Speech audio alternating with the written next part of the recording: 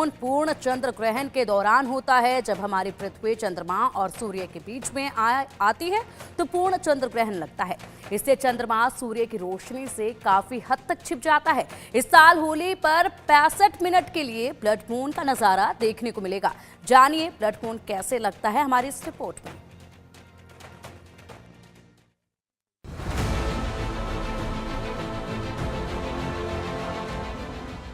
आसमान में होने वाली खगोलीय घटनाएं हम सभी के लिए उत्सुकता की वजह बनती हैं। अब 14 मार्च को भी कुछ अद्भुत होने जा रहा है। ये एक ऐसी घटना है जिसका इंतजार जितना वैज्ञानिकों को है उतना ही ज्योतिष पर विश्वास रखने वाले लोगों को भी है। जरा सोचिए क्या होगा जब चांद का रंग खून सा लाल हो जाएगा। तारीख नोट कर लीजिए, 14 मार्च। जी हाँ, 14 मार्च को आसमान में लाल रंग का चांद दिखाई देगा। 3 साल बाद एक बार फिर ये अद्भुत खगोलीय घटना होने जा रही है। 14 मार्च का ब्लड मून आखिर क्या घटना है? जब पूर्णिमा का चंद्रमा पृथ्वी और सूर्य एक सीध में होते हैं, इस दौरान चंद्रमा रंग बदलते हुए पृथ्वी की छाया में चला जाता है। इसे ब्लड मून कहा जाता है। जब हमारी पृथ्वी अपने परिक्रमा पथ पर बढ़ते हुए चंद्रमा और सूर्य के बीच में सीधी रेखा पर होगी तो चंद्रमा पूरी तरह से पृथ्वी की छाया के सबसे भीतरी हिस्से में चला जाता है। सूर्य की रोशनी अवरुद्ध होगी। इस वजह से चांद की सतह कुछ घंटों के लिए लाल रंग से रंग जाएगी। आकाश में अनोखा नजारा दिखाई देगा। इसे अक्सर ब्लड मून कहा जाता है। 65 मिनट से ज्यादा समय तक चलने वाले इस पूर्ण चंद्र ग्रहण को दुनिया के कुछ ही हिस्से के लोग अनुभव कर पाएंगे। उत्तरी और दक्षिणी अमेरिका के लोग इसे साफ तौर पर देख सकेंगे। अमेरिका, पश्चिम यूरोप, पश्चिमी अफ्रीका, उत्तरी और दक्षिणी अटलांटिक महासागर में भी यह चंद्र ग्रहण दिखाई देगा। तो 14 मार्च के लिए तैयार रहिए। खून से लाल चांद का दीदार करने के लिए तैयार रहिए। एक अद्भुत खगोलीय घटना का साक्षी बनने के लिए तैयार रहिए। Bureau report, India news.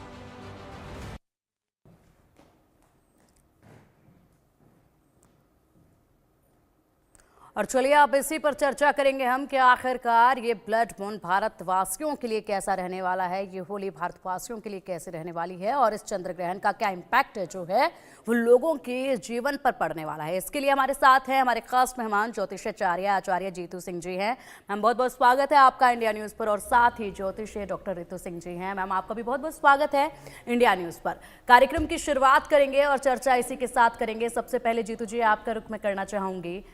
बेहद अद्भुत तस्वीर जो है वो देखने को मिलेगी। हालांकि भारत में ये दृश्य जो है वो साफ तौर पर नहीं नजर आएगा, लेकिन तस्वीरों में जरूर भारतवासी जो है इस दृश्य को देखेंगे। अद्भुत होगा, आश्चर्यचकित एकदम करने वाला ये दृश्य होगा। तो ऐसे में क्या पूरा इसका इम्पैक्ट रहने वाला है, किस तरीके से आप इसको देखते हैं, विस्तार से सबसे पहले ये समझाइए।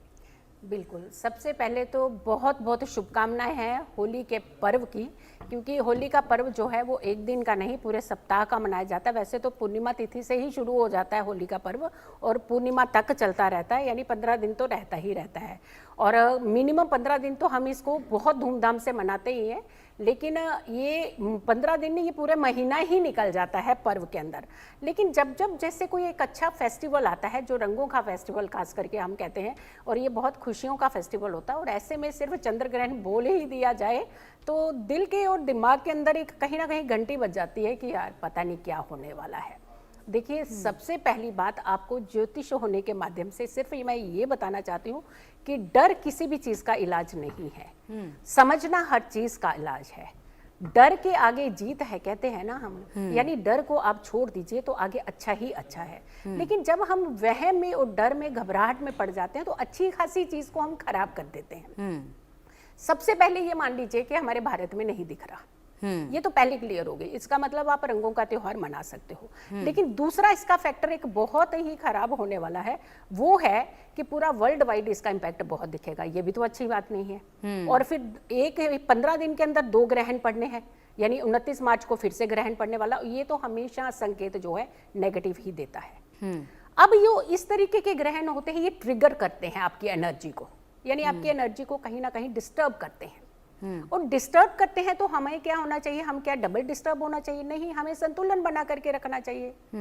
ब्लड मून हो या फिर नॉर्मली ग्रहण हो, ग्रहण कभी अच्छा होता ही नहीं है। जो चीज ग्रस्त हो रही है, जो चीज डिस्टर्ब हो रही है, जो अपनी एक नॉर्मल सिचुएशन से हट रही है, इट मीन्स कि वो डिस्टर्ब है, वो आपके ऊपर डिस्टर्बिंग ही इम्पैक्ट डाल सकती है। अवेयरनेस यहाँ पे हमें बचाती है। दूसरा, जब भी अभी ये अष्टक चलते हैं तो हर दिन एक ग्रह जो होता है वो बहुत उग्र अवस्था में रहता है। अब जब होली का पर्व आएगा उस दिन राहु और केतु उग्र रहेंगे, तो इसका मतलब यह है कि राहु केतु ही ग्रहण लगाते हैं और राहु केतु ही उस समय उग्र अवस्था में रहेंगे। तो ब्लड मून से क्या हुआ, पूर्णिमा को तो बल मिल गया। ब्लड मून होने से जैसे पूर्णिमा बहुत डाउन रहती है हर किसी की ज्यादातर, और खास करके जिनका चंद्रमा वीक होता है उनकी तो बहुत डाउन रहती है, लेकिन यहाँ पर ग्रहण का प्रभाव हमारे देश में नहीं है तो हम कहीं ना कहीं बचे हुए हैं, बट ग्रह पीड़ित है इसे आप नजरअंदाज नहीं कर सकते। उसके सॉल्यूशन बताएंगे, अवेयरनेस रखिएगा और बहुत आप सुरक्षित भी रहेंगे। मतलब बिल्कुल इफेक्ट पड़ेगा, लेकिन इतना ज्यादा नहीं पड़ेगा कि जिससे चिंता में आने की जरूरत है या डरने की जरूरत है। लेकिन उसके बाद भी ये जो लाल रंग है ये बहुत कुछ कहता है। होली का त्यौहार है, रंगों का त्यौहार है, और ऐसे में चंद्रमा जो है वो भी अपने आप में लाल रंग में नजर आएगा। तो ऋतु जी, ये मैं आपसे जानना चाहूंगी, लाल रंग क्या कहता है? बिल्कुल, देखिए सबसे पहले होली की बहुत बहुत शुभकामनाएं न्यूज़ के सभी दर्शकों को।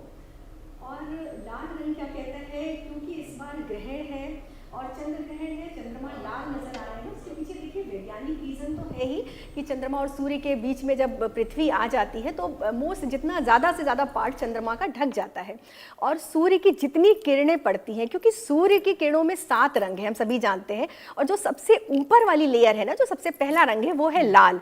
तो इतना पार्ट जो बच जाता है और ऊपर ऊपर की लेयर जो विस्तारित कर पाती है पृथ्वी, वो चंद्रमा पर पड़ती है। तो वैज्ञानिक रीजन तो ये है क्योंकि सूर्य के 7 रंगों में से लाल रंग ही पड़ पाता है, इस वजह से चंद्रमा लाल नजर आएगा। ज्योतिषीय कारण भी हम देख सकते हैं, इस बार देखिए सिंह राशि में ग्रहण लग रहा है, उत्तर फाल्गुनी नक्षत्र में ग्रहण लग रहा है। सिंह राशि के जो लॉर्ड है सूर्य देवता है, और भगवान सूर्य का कलर है लाल और ऑरेंज मिक्स। तो ऐसा नहीं है, लोगों का कॉन्फिडेंस बढ़ेगा भी, लोगों की जो एक स्ट्रांग है ग्रहों का, जो सूर्य ग्रह है वो स्ट्रांग भी होगा इस ग्रहण से। लेकिन क्योंकि खगोलीय घटना है और हर खगोलीय घटना ब्रह्मांड संहिता के अंतर्गत आती है, तो देखिए ब्रह्मांड संहिता में जो निर्धारित है पिंकी जी, वो सब कुछ पूरा नेगेटिव कभी नहीं हो सकता है ना। नेगेटिव और पॉजिटिव दोनों इंपैक्ट होते हैं, कुछ अच्छा, कुछ शुभ, कुछ अशुभ। आपकी बर्थ चार्ट पे डिपेंड करता है, क्यों कहते हैं ना यत् पिंडे तत् ब्रह्मांडे। तो जो भी ब्रह्मांड में घटना घटती है उसका इंपैक्ट आपके शरीर पर अवश्य पड़ता है, क्योंकि 70% ब्रह्मांड में भी पानी है और हमारे शरीर में भी पानी है। और चंद्रमा पानी का, जल का कारक है, मन का भी कारक है, माता का भी कारक है। तो इस स्थिति में जब लाल चंद्रमा नजर आ रहा है तो हो सकता है आपका मन परेशान हो, अकारण मन परेशान हो सकता है। और जल संबंधी, जैसे पूरे विश्व में जहां जहां इसका इंपैक्ट देखा जा रहा है, उत्तरी पश्चिमी अमेरिका में और पश्चिमी यूरोप में, क्योंकि भारत में तो नगण्य है इसका असर, लेकिन हम ये नहीं कह सकते कि इसको बिल्कुल इग्नोर मत कीजिए, क्योंकि ब्रह्मांड में कोई भी घटना घटती है तो उसका असर हर जगह पड़ता है, चाहे वो दृश्य हो या ना हो। और इस बार तो आप देखिए शनि और सूर्य की दृष्टि भी चंद्रमा पर पड़ रही है, तो ये भी थोड़ा सा नेगेटिव है कि जब सूर्य और शनि की दृष्टि एक साथ पड़ती है चंद्रमा पर। मीन राशि में 3 ग्रह रहेंगे 14 मार्च के दिन, बुध रहेगा, सूर्य है तो और राहु, 3 बड़े इंपॉर्टेंट ग्रह हैं जो कि मीन राशि में रहने वाले हैं। तो ये त्रिग्रही योग है, तो इसका थोड़ा सा मिला जुला असर रहेगा। अपने बर्थ चार्ट का एक बार एनालिसिस कराना चाहिए। अगर चंद्रमा कहीं ना कहीं कमजोर है तो उसका कुछ देखिए थोड़े से उपाय होते हैं। शिव पंचाक्षर स्त्रोत का, अगर आप शिव पंचाक्षर जो मंत्र है ओम नमः शिवाय, सिर्फ उसका जाप आप करिए, ओम चंद्रमस्य नमः का जाप करिए, क्योंकि ग्रहण में ये सिद्धि का समय होता है। तो चाहे जितना भी नेगेटिव इंपैक्ट हो, अगर आप मंत्र जाप करते रहते हैं तो इसकी नेगेटिविटी हम पर बहुत ज्यादा असर नहीं करती है। तो डरने की बिल्कुल भी जरूरत नहीं है। बिल्कुल डरने की बिल्कुल भी ज़रूरत नहीं है, और बस कुछ चीज़ों का ध्यान आपको रखना होगा, और उन चीज़ों का ध्यान आप रखेंगे तो ये वक्त भी आपके लिए काफ़ी ज़्यादा लाभकारी साबित हो सकता है। जी तो जी, अब आपसे मैं जानना चाहूँगी, जिस तरीके से कुछ जगह ऐसी होती हैं, कुछ राज्य ऐसे होते हैं दिन के वक्त होली की पूजा की जाती है, तो वहाँ पर क्या समय अनुकूल रहेगा पूजा करने के लिए? इस पर कितना ज़्यादा इफेक्ट जो है चंद्र ग्रहण का, रेड मून का देखने को मिलेगा? एक समय जो है वो मैं आपसे जानना चाहूँगी, क्योंकि जाहिर सी बात हमारे दर्शक भी वो सही समय जानना चाहेंगे पूजा अर्चना का। कोई भी त्यौहार आता है तो सही मुहूर्त में पूजा करने के लिए बेहद ही ज़्यादा जो है लोग तलाशते हैं, कौन सा ज़्यादा शुभ कार्य वक्त होगा जब उनकी पूजा का सबसे ज़्यादा लाभ जो है उनको प्राप्त हो? जी देखिए, बहुत ही उत्तम ये प्रश्न है, और यही प्रश्न जो है हर किसी के दिलो दिमाग पर इस समय छाया ही हुआ है। होली का दहन होली के रंगों की होली से एक दिन पहले मनाया जाता है, यानी नकारात्मकता का खात्मा करना उस दिन, और उसके बाद खुशियों का आगमन करना। ये दो पहलू बहुत इंपॉर्टेंट होते हैं। तो पूजा की यहाँ बात आती है तो ये पूजा की जाती है ज्यादातर होली के एक दिन पहले, यानी होलाष्टक जिस दिन समाप्त होता है, होली का दहन होता है, क्योंकि दिन में ही वहां पे पूरी होलिका दहन के अंदर आगे पीछे बहुत सारी चीजों को, सामग्रियों को रखा जाता है, क्योंकि दहन का मुहूर्त यहाँ देखना बहुत इंपॉर्टेंट होता है। कहते हैं एक तो सबसे पहले कि अग्निवास धरती पर होना चाहिए, क्योंकि कोई भी अनुष्ठान यज्ञ तब किया जाता है जब अग्निवास पृथ्वी पर होता है। दूसरा पहलू होता है कि भद्रा बिल्कुल नहीं होनी चाहिए। भद्रा में होलिका दहन नहीं किया जाता है, बहुत अशुभ माना जाता है। अगर हम भद्रा का जो समय देख रहे हैं तो जो पूंछ की भद्रा है वो शाम को 7 बजे से लेकर के 8:18 तक की है। इसका मतलब है कि दिन में नहीं है। तो दिन में आप जो अपनी पूजा विधि विधान चाहते हैं वो कर सकते हैं। दूसरी बात आती है कि उसके आगे का जो मुख की भद्रा है वो ज्यादा नकारात्मक मानी जाती है, वो अच्छी नहीं मानी जाती। उसका प्रभाव पूंछ की भद्रा से कई गुना ज्यादा होता है। तो जो मुख की भद्रा रहेगी वो 8:18 से लेकर के 10:27 तक की है। तो इस बीच तो इसका मतलब है कि होलिका दहन नहीं होने वाला। जो दिन की पूजा आप कर सकते हैं, लेकिन होलिका दहन का समय स्किप हो गया यहाँ पे। अब यहाँ से लेकर के आगे हम बढ़ते हैं तो जो हमारे दहन का समय मिल रहा है वो 11:26 से लेकर के 12:30 मध्य रात्रि, यानी कहते तो सूर्य अस्त होता था तो हमारे होलिका दहन हो जाते थे। लेकिन इस बार देखिए कितनी विडंबना है कि समय कितना आगे स्ट्रेच हो गया, जो हम होलिका दहन कर ही नहीं पाएंगे। बहुत सारे लोग नकारात्मकता उतारने के लिए, नेगेटिविटी उतारने के लिए, अपनी बीमारियों को खत्म करने के लिए तंत्र मंत्र जादू टोना टोटका जो भी बोलते हैं, जिसके अंदर जो वहम है वो सबका खात्मा करने के लिए। लेकिन हमें कह रही कि जितना ज्यादा नेगेटिव नहीं होना चाहिए फिर भी, बट हाँ अपनी क्लीनिंग जरूर करनी चाहिए, अपने ओरा अपने एनर्जी की क्लीनिंग जरूर करनी चाहिए। दहन का समय हमने आपको बता दिया मध्य रात्रि 12:30 तक रहेगा, लेकिन 11:26 से। लेकिन ये बीच का समय कैसे छोड़ दिया इन्होंने? देखो बीच का समय ना इधर है ना उधर है। अब बीच के समय में क्या है कि कोई भी जब मुख के अंदर भद्रा जाती है, कहते हैं उसका विष का प्रभाव जो है लंबे समय तक रहता है। तो ये पीरियड जो बीच का 1 घंटा बच गया है वो उसी प्रभाव में है, इसलिए वहां पे होलिका दहन नहीं किया जाएगा।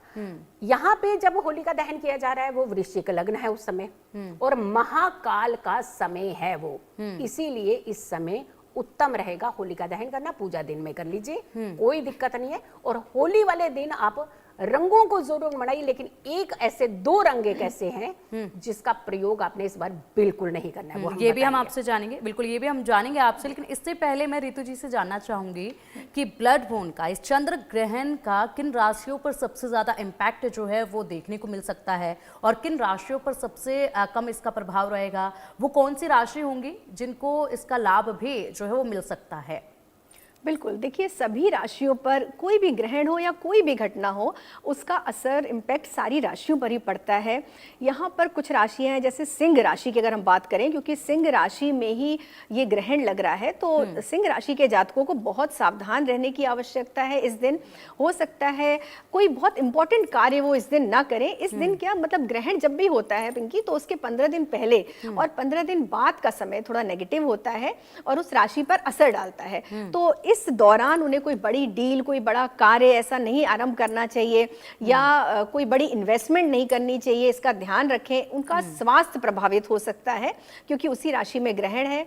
साथ ही मेष राशि वालों को भी बहुत सावधान रहना है, उनका भी कहीं ना कहीं स्वास्थ्य संबंधी परेशानी नजर आ रही है। वृष राशि वालों को मानसिक स्थिति उनकी थोड़ी सी खराब हो सकती है, हो सकता है मेंटली वो परेशान हो, कोई ऐसी चिंता, कोई ऐसा तनाव उनकी लाइफ में हो। मिथुन राशि के जातकों की बात करें तो हो सकता है उनके पारिवारिक कलह दिख रहा है, भाई बहनों के साथ थोड़ा संबंध खराब हो सकते हैं, लेकिन कहीं ना कहीं उनकी स्ट्रेंथ में वृद्धि हो रही है। वो कोई ऐसा कार्य जो लंबे समय से उनका पेंडिंग था वो कर सकते हैं। कर्क राशि, क्योंकि वो चंद्रमा की राशि है, तो उनका भी थोड़ा सा उनको ध्यान रखना है, वो डिप्रेशन में न जाए, किसी बात को लेके जल्दी निराश ना हो, और उनको भगवान शिव के जो मंत्र हैं वो करते रहने चाहिए। अगर रुद्राष्टक करते हैं, नमामि शमीशान निर्वाण रूपम, अगर इसका पाठ करते हैं बहुत अच्छा है। नहीं कर सकते हैं तो केवल ओम नमः शिवाय का पाठ करें। करें, सिंह राशि के बाद हमारी कन्या राशि आती है। तो कन्या राशि के जातकों के थोड़े से संबंध प्रभावित हो